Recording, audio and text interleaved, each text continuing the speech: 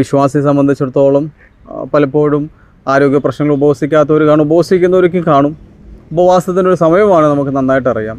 എന്നാൽ രണ്ട് തരത്തിൽ ഉപവാസമാണുള്ളത്. ഒന്ന്, നമ്മൾ മനുഷ്യരെ കാണിക്കാൻ വേണ്ടി ഉപവസിക്കുന്നു.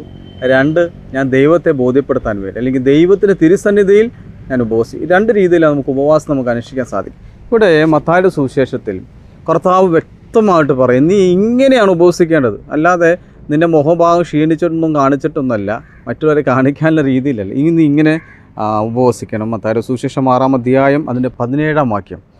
ഉപവസിക്കുമ്പോൾ മുഖം കഴുകി തലയിൽ തൈലം പൂശുക, അങ്ങനെയായാൽ രഹസ്യത്തിലുള്ള തൻ്റെ പിതാവിനല്ലാതെ നീ ഉപവസിക്കുകയാണെന്ന് മനുഷ്യർക്ക് കാണപ്പെടുകയില്ല. രഹസ്യത്തിൽ കാണുന്ന നിൻ്റെ പിതാവ് നിനക്ക് പ്രതിഫലം തരും.